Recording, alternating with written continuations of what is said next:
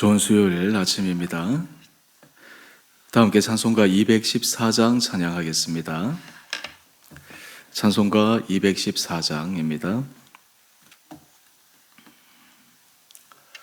나 주의 도움 받고자 주 예수님께 빕니다. 그 구원 허락하시사 날 받아주소서. 내 모습 이대로 주 받아주소서. 날 위해 돌아가신 주 날 받아주소서. 큰 죄에 빠져 영죽을 날 위해 피 흘렸으니 주 형상대로 빚으사 날 받아주소서. 내 모습 이대로 주 받아주소서. 날 위해 돌아가신 주 날 받아주소서. 내 힘과 결심 약하여 늘 깨어지기 쉬우니 주 이름으로 구원해 날 받아주소서. 내 모습 이대로 주 받아주소서. 날 위해 돌아가신 주 날 받아주소서. 내 주님 서신 발 앞에 나 꿇어 엎드렸으니 그 크신 역사 이루게 날 받아주소서. 내 모습 이대로 주 받아주소서. 날 위해 돌아가신 주 날 받아주소서.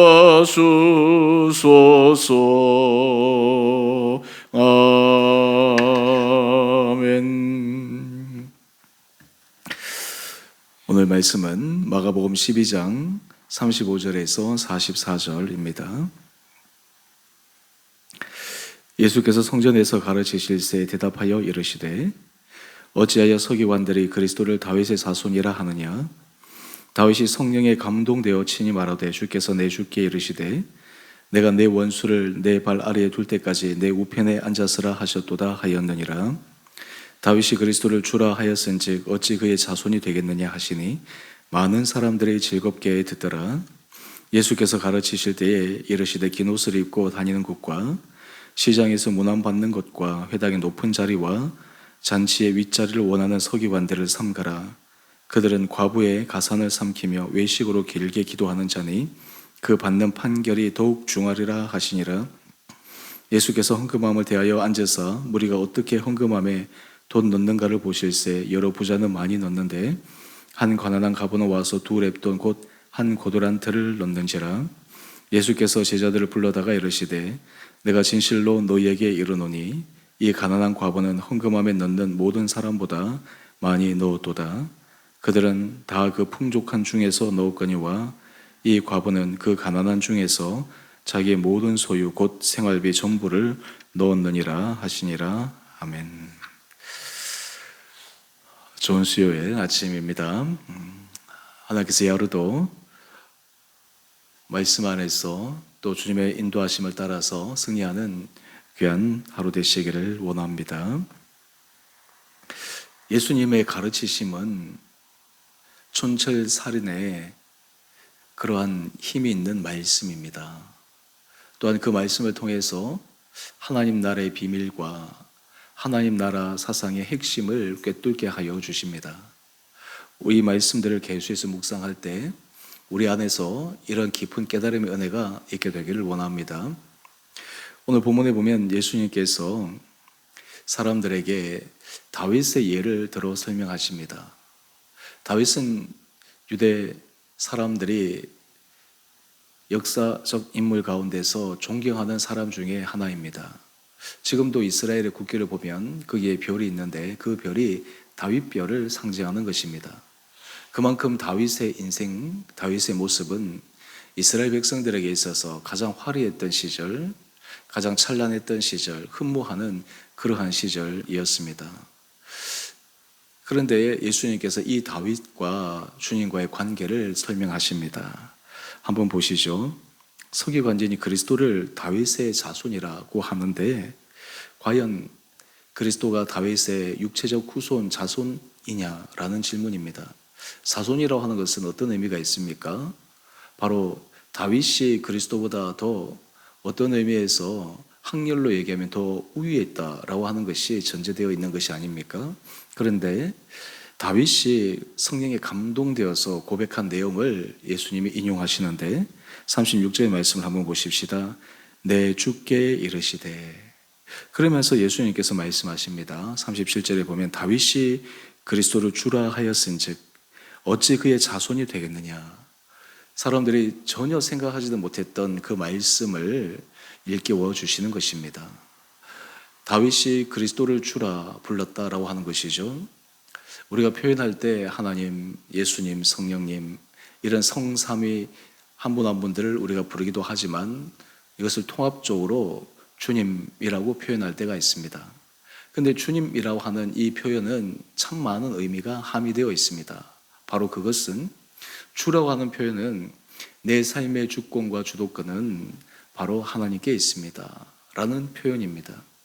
주님이라고 하는 표현은 주님의 말씀이, 하나님의 말씀이 내가 지켜도 되고 안 지켜도 되는 선택적 말씀이 아니라 그 말씀은 제가 온전히 순종해야 할 당연한 말씀으로 받아들이는 마음의 태도를 의미합니다.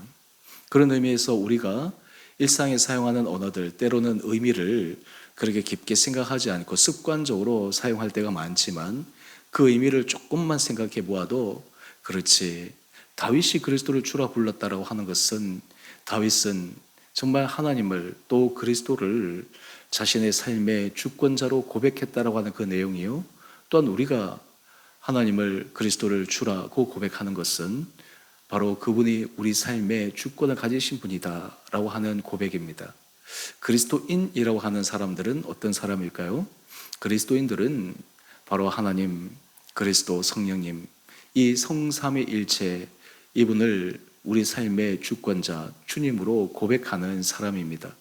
그래서 주님으로 고백할 때 내 생각대로, 내 임의대로 살아가는 것이 아닙니다. 주님이 원하시고 뜻하시고 기뻐하시는 그런 삶을 살아가고자 늘 애쓰고 수고합니다. 우리가 날마다 하루하루 말씀으로 시작하는 가장 큰 이유가 무엇입니까? 이 하루를 주신 것, 이 하루를 살아가게 하신 것, 이것이 주님의 은혜인데 그냥 내가 습관적으로 살아가는 것 아니고 그저 내가 주어진 환경 가운데서 살아가는 것이 아니라 주님께서 내게 원하시고 기뻐하시는 그 일을 위해서 내가 살아가야 되겠다라고 하는 이러한 결심이 바로 우리가 주님이라고 하는 표현 가운데 담겨 있는 것입니다. 이러한 표현이 우리의 삶의 중심 가운데서 온전히 드려지고 또한 그러한 고백으로 우리가 하루하루 삶을 살아가게 될 때 우리 삶은 그리스도 안에서 아름다운 삶으로 변화되지 않을 수가 없습니다. 우리가 신앙생활을 하면서 늘 느끼는 가장 큰 어려움 가운데 하나는 왜 내 자신은 그리스도를 닮아가는 이 길이 점점 더뎌질까? 내 안에 그리스도의 성품 주님께서 보여주신 그 길을 걸어감에 있어서 10년 전보다 오늘이, 1년 전보다 오늘이, 어제보다 오늘이 좀 더 발전하고 앞으로 나가야 될 거인데 어떻게 내 모습은 정체되어 있는 것 같고 때로는 더 후퇴해 있는 것 같은 그런 모습인가? 이것이 우리 신앙생활에 있어서 가장 큰 고민 가운데 하나이지 않습니까? 그럼에도 불구하고 우리는 삶의 자리에서 주님이라는 고백을 통해 주님 나를 도와주십시오. 나를 인도하여 주십시오. 내 삶을 주님의 강권적인 역사의 그 길로 나를 인도하여 주십시오. 라는 그런 고백의 은혜가 우리 온 사랑하는 성도님 한 분 한 분들 가운데 있게 되기를 원합니다. 우리의 인생이 주님 앞에 붙잡혀 있다. 주님이 인도하신다. 이것을 확실하게 느낄 때 어떻게 우리가 이 세상에서 두려워하고 불안해하고 때로는 걱정하고 원망하고 시리와 좌절에 빠져 있을 수 있겠습니까? 주님께서 나를 붙들고 인도하시는데 우리는 그분을 믿기에 그분이 내 인생 가운데서 그분이 뜻하시고 계획하시는, 물론 우리가 아무것도 하지 않는다라고 하는 의미는 아닙니다. 우리도 주시는 은혜를 따라서 반응하고 최선을 다해야 되겠지만 결국 선한 결과로 인도하실 것이다 라고 하는 믿음이 오늘 현재의 삶에 있어서 충실한 믿음의 삶을 살아가도록 하는 것입니다. 이런 마음의 중심을 가지고 있을 때 우리 다음 말씀을 한번 보십시다. 당시 종교 지도자들이라고 하는 사람들의 모습, 소위 말해서 어느 정도 세상에서 힘이 있고 명예가 있고 성공했다라고 하는 사람들, 그런 사람들의 모습과 대비되게 진실로 주님을 주님으로 고백할 수 있는 사람의 자세는 어떠한가? 말씀을 한번 살펴보십시다. 38절에 보면 긴 옷을 입고 다니는 것과 시장에서 문안받는 것과 회당의 높은 자리와 잔치의 윗자리를 원하는 서기관들을 삼가라. 이 서기관들은 말씀을 전문적으로 연구하는 사람이요, 자신들은 그 안에서 지식을 갖고 있다라고 자부하는 사람입니다. 사람들에게 하나님의 말씀을 가르치는 사람입니다. 그런데 정작 이 사람들은 자신들이 하나님의 말씀 가운데서 그리스도를 주라 고백하는 그런 겸손한 마음이 부족합니다. 사람들에게 인정받는 것을 좋아합니다. 사람에게 칭찬받는 것을 좋아합니다.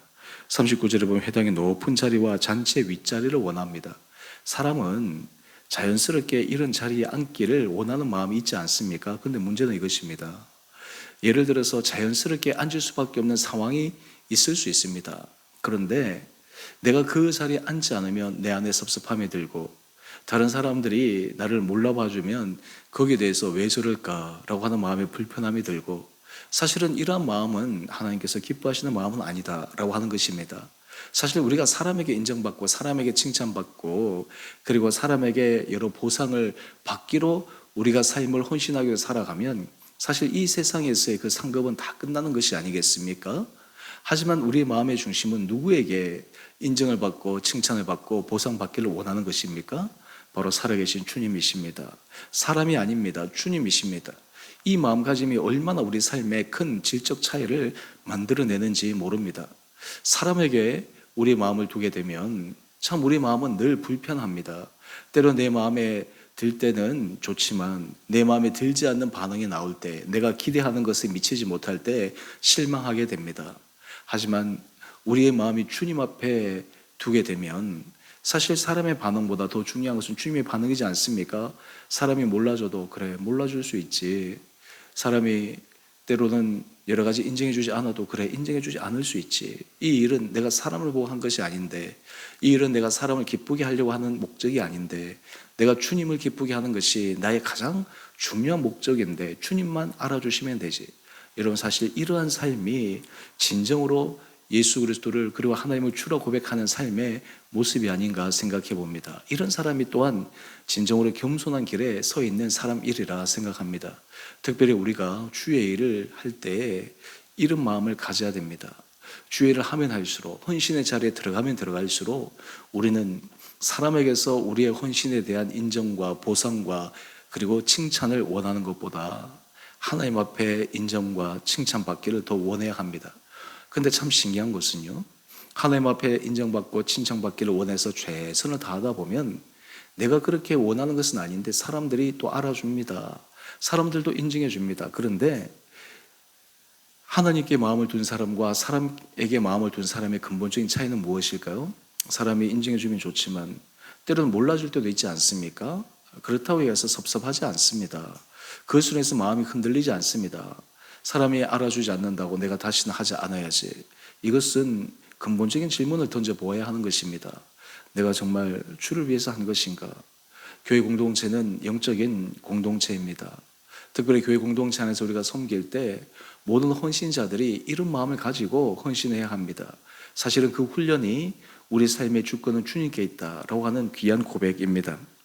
그 다음 우리가 하나 살펴보기를 원하는 것은 41절 이하의 헌금에 관한 말씀입니다. 사실 현대인들에게 있어서 불편한 설교 주제 가운데 하나는 헌금입니다. 특히 이 헌금에 대한 주제 설교가 사람들의 마음을 무겁게 하기도 합니다. 저도 개척에서 지금까지 이 헌금에 대한 설교를 한 주에 전체 주제로 잡아서 설교한 적은 없습니다. 사실 그렇게 하지 않는 이유 가운데 하나, 우리 성도들에게 실질적으로 그렇게 불편함을 주지 않기 위함도 있지만 또 하나, 진정으로 하나님 앞에 헌신하고자 하는 마음이 있고 하나님 주신 은혜가 있으면 그것은 그냥 자연스럽게 되어지는 일이기도 합니다. 근데 오늘 헌금에 대해서 우리가 살펴볼 필요가 있습니다. 오늘 예수님께서 이 헌금함을 보고 계시는데 헌금함에 사람들이 헌금하는 장면들을 유심히 지켜보고 계십니다. 그런데 여러 부자는 그 헌금함에 돈을 많이 넣습니다. 그런데 한 가난한 과부는 2렙돈 곧 한 고드란트를 넣습니다. 액수로 비교하면 참 차이가 많이 나는 것이겠죠. 그런데 예수님께서 이 부자와 가난한 과부의 헌금에 대해서 달리 평가를 하십니다. 43절 말씀 한번 볼까요? 내가 진실로 너희에게 이르노니 이 가난한 과부는 헌금함에 넣는 모든 사람보다 많이 넣어도다. 여러분, 이것은 액수의 크고 적음의 차이를 말씀하는 것이 아닙니다. 바로 그것은 우리 44절 말씀인데요, 여러 부자는 그 풍족한 중에서 일부 지극히 작은 부분을 넣었지만 과부는 그 가난한 중에서 자기의 모든 소유 곧 생활비 전부를 넣었느니라.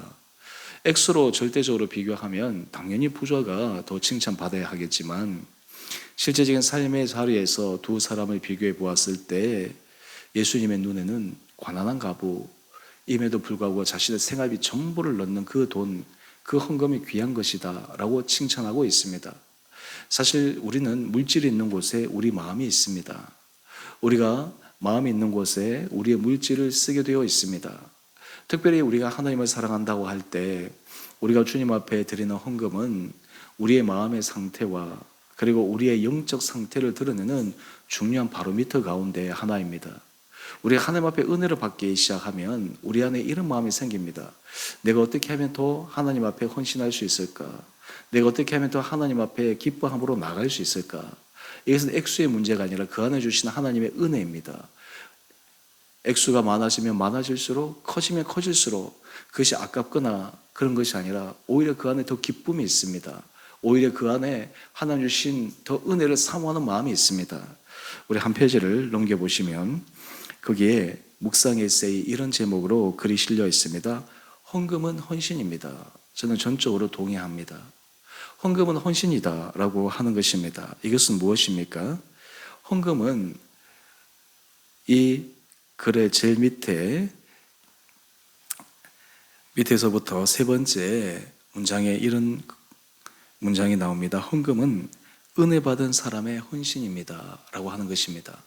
하나님 앞에 받은 은혜가 크면 하나님 앞에 드리는 것이 참 기쁨으로 드립니다. 드려도 이것이 우리에게 자랑이 아닙니다. 나는 당연히 예를 들어 11조, 참 11조를 드리는 것이 쉽지는 않겠지만 나는 11조를 드리고 있고 감사헌금도 드리고 주일연금도 드리고 필요하면 성경금도 드리고 또 그 외에도 하나님께서 필요하시다고 하면 내가 얼마든지 드리고 있으니까 나는 잘하고 있어. 헌금에 있어서 가장 중요한 개념은 무엇일까요? 이것이 내 것이라고 하는 것, 내 것의 중에서 일부를 떼어서 하나님께 드린다라고 하는 것이 헌금의 중요한 개념이 아닙니다. 헌금의 중요한 개념은 모든 것이 주님의 것인데 하나님께서 내게 모든 것을 주셨는데 내가 그것을 주님 앞에서 고백하는 차원에서 드리는 것이 11조요. 주의 헌금이요, 감사 헌금인 것이죠. 여러분, 이것이 우리 삶의 신앙 자리가 얼마나 하나님 앞에서 돈독하게 서 있는 그러한 것을 만들어내는지 모릅니다.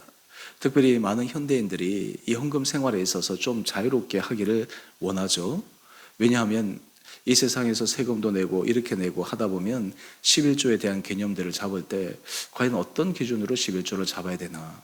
그런데 우리가 어제 함께 말씀 묵상을 했던 것처럼 가이사의 것은 가이사에게, 하나님의 것은 하나님의 것이게. 그런데 우리의 일상에 있어서 모든 것이 정말 하나님께서 온 것이다 라고 하는 것, 여러분 이것을 고백하게 될 때 그 헌금은 부담의 자리가 아닙니다. 기쁨의 자리입니다. 그런데 놀라운 것은요, 하나님 앞에 헌신하고 드릴 때마다 그것이 얼마나 큰 은혜의 선물인지 모릅니다. 제가 사석에서 그런 얘기를 한 적이 있습니다. 많은 사람들이 이 세상에서 재투자를 합니다. 그래서 여러 가지 재테크를 해서 자신의 재산을 더 불리고 그리고 유지하기에 얼마나 애쓰고 수고하는지 모릅니다. 그런데 성경에도 말씀 있는 것처럼 땅에 쌓아놓은 보물은 결국 다 썩어지고 맙니다. 나중에 죽어서 이 세상에서 모아놓은 재물을 가지고 갈 사람이 누가 있겠습니까? 장례의 현장을 한번 가보십시오. 아무리 돈 많은 사람이라 할지라도 그저 가는 그 순간은 아무리 돈이 없는 사람과 또 별반 차이가 없는 그런 단신의 몸으로 가게 되어 있습니다. 하늘의 보물을 찾는 것이 무엇입니까? 주님 앞에 드리는 것이죠. 주님 앞에 헌신하는 것이죠. 여러분, 이것은 영원히 썩지 않는 놀라운 것입니다. 사실 이것은 물질의 액수보다 더 중요한 것은 그 마음입니다. 하나님이 어떤 사람의 마음을 기뻐하실까요? 그 마음의 중심 가운데 주님, 제가 주님께 받을 은혜가 너무 큽니다. 그 은혜가 커서 주께서 기뻐하시는 일에 내가 최선을 다해서 헌금하겠습니다. 드리기를 원합니다. 이런 마음의 작정을 가지고 하는 것이 참 필요합니다. 제가 전도사 시절에 헌금을 할 때 그때 제 마음속에 이런 것이 있었습니다. 그 당시에도 그 교회가 뭐 그렇게 큰 교회는 아니었지만 한 300명 정도 모이는 교회였는데 뭐 절기연금이 있고 이렇게 하잖아요. 제가 전도사로서 받는 사례비가 뭐 얼마나 되겠습니까? 그런데 제 안에 그런 마음이 드는 거예요. 내가 특별히 중요한 헌금을 할 때는 내가 그래도 다른 그 어떤 교인들보다 내가 좀 헌금을 좀 많이 해야 되겠다. 하나님께서 그런 마음에 은혜를 주시는 거예요. 그래서 적은 돈이지만 그것을 모아서 정말 때가 되면 하나님 앞에 드리는데, 여러분 신기한 것은요, 보통 우리가 하나님 앞에 많이 드리게 되면 아유 그 돈 있으면 내가 딴 거 할 텐데 라는 생각이 들잖아요. 신기한 것은 하나님 앞에 드릴 때 그 기쁨은 이루 말할 수가 없습니다. 제가 목회 생활을 쭉 해오면서 하나님 앞에 계속 드리는 헌금들, 근데 그 안의 기쁨은 이것은 의무로 마치 우리가 세금을 내는 것처럼 억지로 내는 것이 아니라 하나님 앞에서 기쁨과 감사로 드릴 때 그 안에 주님이 주시는 은혜가 풍성함을 경험하게 됩니다. 그리고 신기한 것은 하나님 앞에 드린 것보다 하나님께서 우리에게 채워주신 은혜가 더 크고 놀랍습니다. 여러분, 이것이 바로 진정한 헌신입니다. 우리가 주님을 주님이라고 고백한다고 하는 것은 주님 앞에 드리는 진정한 헌신의 모습이 있어야 합니다. 시간의 헌신, 물질의 헌신, 그리고 여러분의 탤런트의 헌신, 이러한 것들이 있을 때 우리는 정말 주님을 주님이라고 고백하는 아름다운 삶을 살아가는 것입니다. 바라기는 우리 사랑하는 성도님들이 여러분의 삶의 자리에 정말 주님 앞에 은혜 받은 자로서의 귀한 헌신의 삶을 살아가므로 하나님 앞에 칭찬받을 뿐만 아니라 하나님께서 예배해 주시는 더 크고 놀라운 풍성한 은혜 복을 정말 기대하지 않았음에도 불구하고 채워주시는 그 은혜를 누려나가는 축복이 우리 온 성도님 한 분 한 분들 가운데 있게 되기를 주님의 이름으로 축원드립니다. 함께 기도하겠습니다. 사랑의 주님, 참으로 감사합니다. 사랑의 주님, 오늘 우리의 삶이 정말 주 앞에서 주님을 주님으로 고백하는 삶인지를 다시 한번 점검합니다. 우리 사랑하는 성도들의 중심을 주님 기뻐 받아주시고 우리의 모든 삶의 자리에서 정말 주님을 주님으로 인정하며 고백하며 믿음의 길을 걸어가는 우리 헌신된 성도들 되게 하여 주시옵소서. 우리가 이 세상에서 살아갈 때 참 여러 많은 일들에 우리 마음이 분주하게 움직이지만 가장 중요한 우리 삶의 우선순위가 정말 주님을 기쁘시게 하는 것에 있음을 믿음으로 고백하며 우리 온 성도들이 정말 주님의 거룩한 자녀들로서 아름다운 은혜 받은 자의 헌신을 이루며 살아가는 복된 자들 되게 하여 주셔서 우리 성도들을 통해 삶의 자리자리마다 풍성한 은혜의 열매가 맺어지는 축복된 삶 되게 하여 주시기를 우리 사랑하신 예수님 이름으로 감사 기도 드리옵나이다. 아멘. 하늘에 계신 우리 아버지, 아버지의 이름을 거룩하게 하시며 아버지의 나라가 오게 하시며 아버지의 뜻이 하늘에서와 같이 땅에서도 이루어지게 하소서. 오늘 우리에게 일용할 양식을 주시고 우리가 우리에게 잘못한 사람을 용서하여 준 것 같이 우리의 죄를 용서하여 주시고 우리를 시험에 빠지지 않게 하시고 악에서 구하소서. 나라와 권능과 영광이 영원히 아버지의 것입니다. 아멘. 오늘도 믿음으로 승리하시는 복된 하루 되시기를 바랍니다.